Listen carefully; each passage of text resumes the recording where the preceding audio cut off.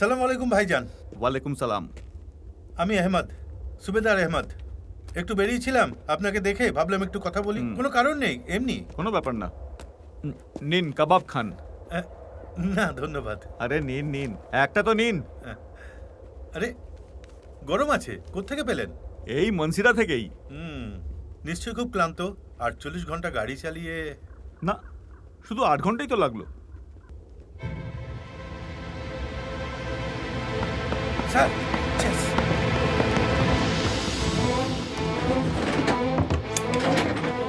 কি জানতে পারলে? মনসিরা 8 ঘন্টা স্যার, আর জিপের নাম্বার ইসলামাবাদের। কোনো বড় স্টেশনও নেই। কেউ কি জানে? মনে পড়েছে স্যার, একটা ছোট গ্রাম আছে, এই দেখুন এখানে। ঠিক জানো তো? হ্যাঁ স্যার। মানসিরা এখানে ছিল। ঠিক আছে স্যার। ইসলামাবাদ থেকে যদি 8 ঘন্টা উত্তর দিকে যাই তাহলে আমরা কোথায় পৌঁছবো? মানসিরাটা হলো এখানে, আর আমরা এখানে আবুদাবাদের ঠিক একদম পূর্ব দিকে। একদম স্যার। আর আমরা আবুতাবাদের পশ্চিমে নেই, কারণ আশেপাশে পাহাড় আছে। ঠিক বলেছ।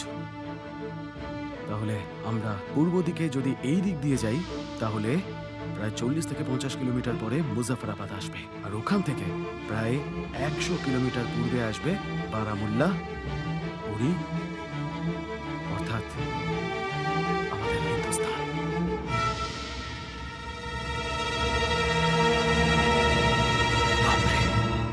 মানে আমরা বর্ডারে খুব কাছে আছি। Absolute nonsense. আপনি অসম্ভব কথাবার্তা বলছেন। চেষ্টা করলে তবেই তো সম্ভব হবে স্যার। তাতে এগুলো আসে না। একটা দেশের পুরো মিলিটারি ইন্টেলিজেন্সের চোখে ধুলো দিয়ে আপনি বর্ডার ক্রস করতে চান, তাও আবার পাসপোর্ট আর ডকুমেন্ট ছাড়াই। কিন্তু তার আগে তো স্যার এখান থেকে পালাতে হবে। সেই ব্যাপারটা তো আমি ভাবছি না মেজর, কারণ তার কোনো উত্তর নেই। উত্তর খুঁজলেই বেরোবে স্যার। বর্ডারের এত কাছে একসাথে থাকার সুযোগ আমরা আর পাবো না। আর না একসাথে মরার। কিন্তু এখনই বা কি গ্যারেন্টি আছে আমরা কি জীবিত ভারতে পৌঁছাবো? যখন অফিসাররা কথা বলে মাঝখানে নাক গলিও না। Sorry sir. ক্যাপ্টেন, স্যার, বর্ডারের কাছে থাকাটা আর বর্ডারকে ক্রস করাটা দুটো এক নয়। এটা কোনো সিনেমা চলছে না। তাহলে আমরা কি করব? হাত গুটিয়ে বসে থাকবো? কেন? আমরা রিপ্যাট্রিয়েশনের অপেক্ষা করতে পারি। 6 বছর ধরে সেই অপেক্ষাই করে চলেছি, এখনো তো হলো না রিপ্যাট্রিয়েশন। রিপ্যাট্রিয়েশনটা একটা অনেক বড় ব্যাপার ক্যাপ্টেন। এতগুলো বন্দীদের ফেরত পাঠানোটা কোনো ছোটখাটো ব্যাপার নয়, তাতে সময় লাগে। আর ততক্ষণে আমরা একে একে সবাই পাগল হয়ে যাই তাহলে? মেজর, গোটা বিশ্ব জানে যে আমরা এখানে আছি। সব কাগজেই এই খবর। রেড ক্রস সমেত সমস্ত ইন্টারন্যাশনাল কমিউনিটি এই ব্যাপারটা জানে।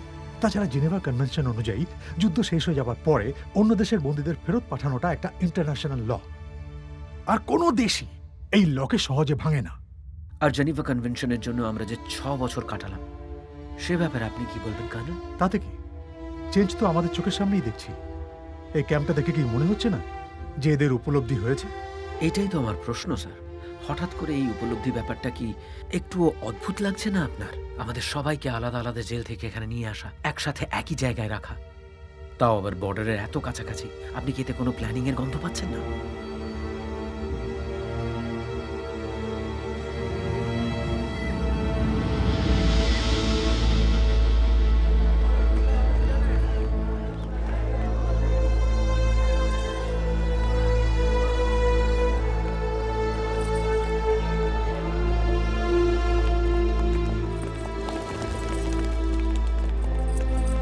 ওকে, দিস ইজ ইট। এটাই শেষ জেল যেটা পরীক্ষা করা বাকি ছিল। এবার আপনি কি বলবেন? আপনিই বলুন অনুরাধা দি। কিন্তু চিঠিটা তো পাকিস্তান থেকে এসেছে, তাই না? আর তাতে পরিষ্কার লেখা আছে যে আমরা বেঁচে আছি আর পাকিস্তানের জেলে বন্দী। আর আমি আর আমার হাজবেন্ড এর হাতে লেখা খুব ভালো করে জানি। দেখুন, আপনারা দিল্লি থেকে এত কষ্ট করে এখানে এসেছেন। আপনার কথায় রেড ক্রসও এত দূরে এসেছে। আপনার সামনে প্রত্যেক জেল খুঁটিয়ে দেখা হয়েছে। আমি পাকিস্তান হিউম্যান রাইটস কমিশনের হেড হয়ে আপনাকে আশ্বস্ত করছি যে ৭১-এর যুদ্ধের কোনো সৈন্যই আমাদের এখানে নেই। তাহলে আমি কি করব?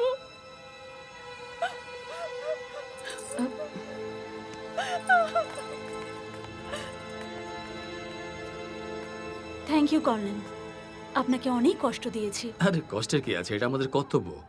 শুধু কিছু ফর্মালিটিস বাকি আছে। এই পেপার একটু সাইন করে দেবেন। এতে কি আছে? এতে এটাই লেখা আছে যে আপনি আপনার পরিদর্শনে সন্তুষ্ট, আর পরিদর্শনের পরে আপনি নিজে দেখেছেন যে ৭১ যুদ্ধের কোনো বন্দী এখানে নেই। What you say Daniel? Alright.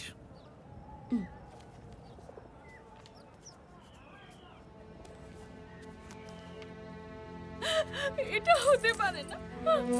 ও বেঁচে আছে, ও বেঁচে আছে, আমি মানি না। ও বেঁচে আছে, ও বেঁচে আছে, ও বেঁচে আছে, ও বেঁচে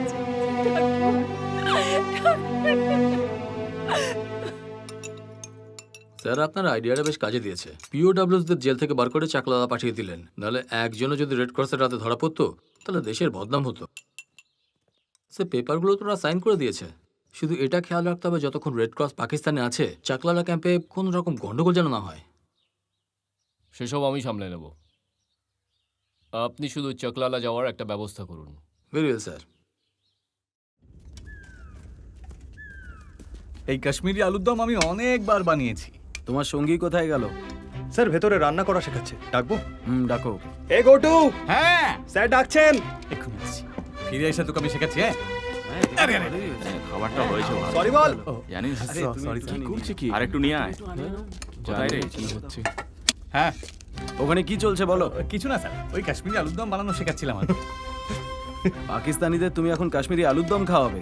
খাইয়ে দেবো স্যার, একটাই তো জায়গা আছে যেখানে আমাদের অর্ডার করি। আসুন স্যার। স্যার এটা হলো সিগন্যাল রুম স্যার। ক্যাম্পের সমস্ত কারেন্ট এখান থেকে কন্ট্যাক্ট করা হয়, স্পেয়ার ব্যাটারিও এখানে চার্জ করা হয়। ওকে স্যার এটা আমি ইচ্ছে করে আমার অফিসে লাগিয়েছি যাতে কেউ না এটা অ্যাক্সেস করতে পারে। গুড। স্যার আজ রাত থেকে সমস্ত ফেন্সে কারেন্ট থাকবে, সাইরেন্সও কাজ করতে শুরু করে দেবে স্যার, মানে full security sir. Very good. Thank you sir. আসুন কর্নেল, বসুন, আপনার জন্য একটা ভালো খবর আছে। দেখুন, আপনাদের ভারতে ফেরত পাঠিয়ে দেওয়া হবে। হোয়াট? একদমই তাই, সমস্ত পদ্ধতি শেষ হয়েছে মেজর। Yes sir. এটা হলো রিপার্টিয়েশনের কপি, আর এই কপিটা রেড ক্রসের জন্য স্যার। Congratulations colonel. Thank you colonel. আমি শুধু খবরটা দিতে এসেছিলাম। Enjoy stay at the camp. যতক্ষণ আপনারা এখানে আছেন আমাদের অতিথি হয়ে থাকুন। এটা হঠাৎ করে কি করে হলো?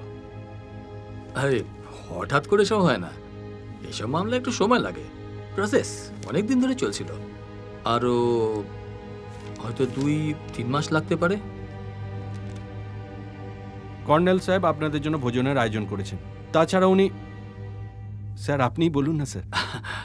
আপনারা সবাই অনেকদিন হয়তো ফিল্ম দেখেননি, সম্প্রতি একটা ফিল্ম খুব হিট করেছে, তাই খোলা মাঠে একটা স্ক্রিনিং করা যাক।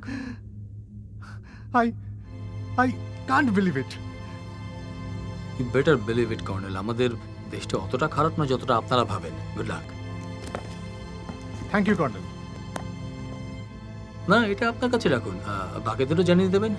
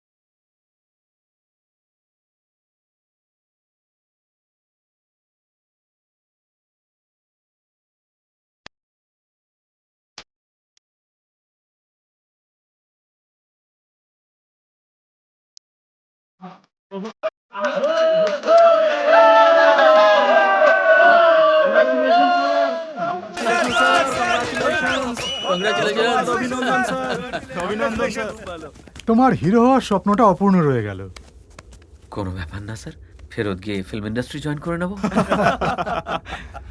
রাইট, কিছু কথা সিনেমাতেই ভালো লাগে। Come on boys. চলো ভাই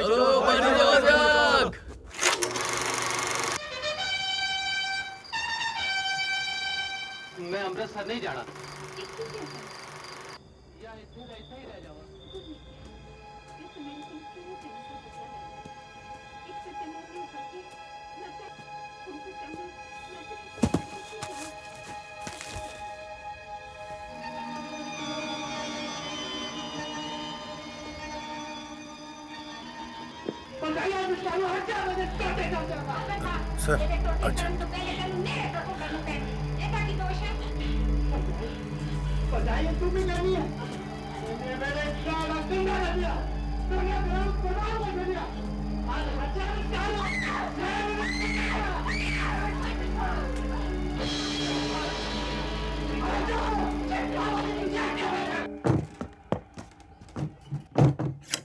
কি হয়েছে স্যার?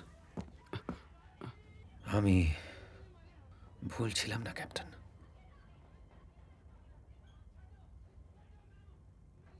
আহমেদ,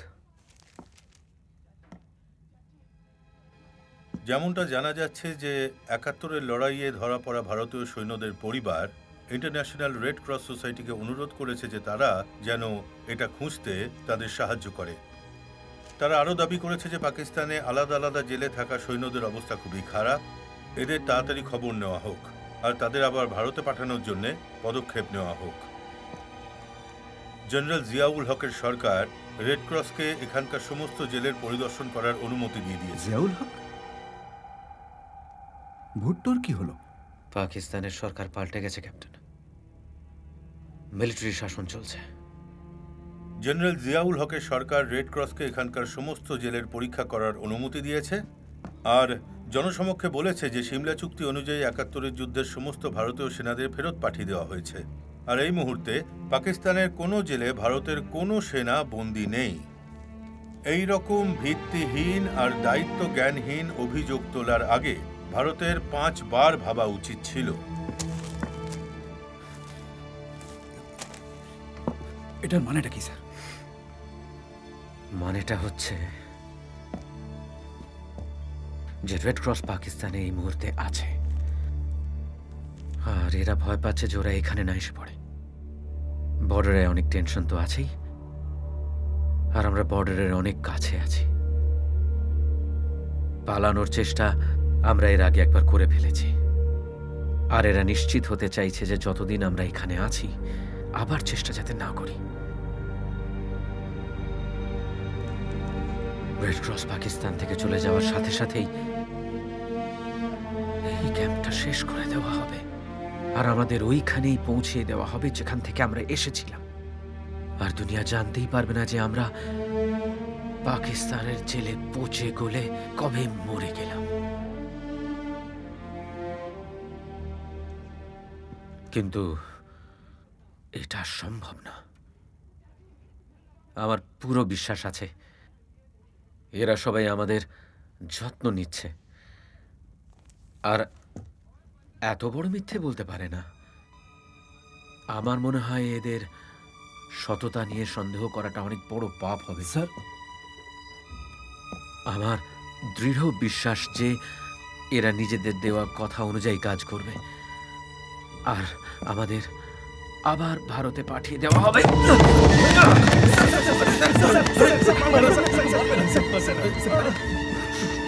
কি শুনছিলিস তোরা? সেটাই যেটা আমরা সন্দেহ করছিলাম। কি? যেটাতে আপনার সন্দেহ ছিল। মানে মানে স্যার স্যার আমরা ওটা রাস্তাতেই ভেবে নিয়েছিলাম। আমাদের শরীরে কোনো শক্তিই ছিল না, তাই আমরা না হলে এখানে পৌঁছানোর আগেই আমরা পালাবার কথা ভেবে নিয়েছিলাম স্যার। Yes sir. আর স্যার এখান থেকে পালানোর পরে আপনার সবার আগে যেটা দরকার পড়বে সেটা হলো এটা এটা।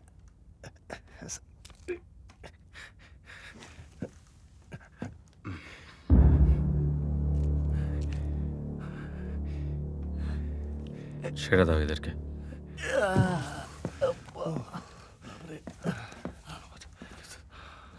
এই খবরের কাগজটা জ্বালিয়ে দাও। আচ্ছা স্যার। আর বাইরের কেউ যেন এই ব্যাপারটা ঘুণাক্ষরেও জানতে না পারে। স্যার। আর একটা কথা মাথায় রেখো, আমাদের কাছে সময় খুব কম। যা করতে হবে কাল থেকেই করতে হবে। কাল থেকে কেন স্যার? আজ থেকে কেন নয়? এখন কেন নয়? কি বলতে চাইছো?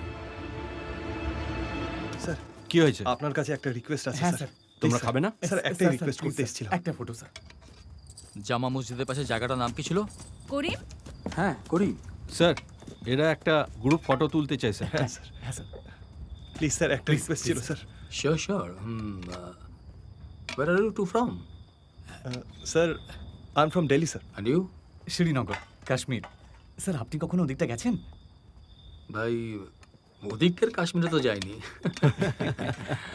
আপনারা দুজন কোনো গ্রুপ ফটোগ্রাফারের ব্যাপারে বলছিলেন। হ্যাঁ স্যার, একটা ফটো স্যার। তাহলে যান গিয়ে অর্গানাইজ করুন, আমি আসছি। Thank you sir. Yes sir. Thank you. Thank you sir. আর এইভাবেই আমাদের মিশন শুরু হয়ে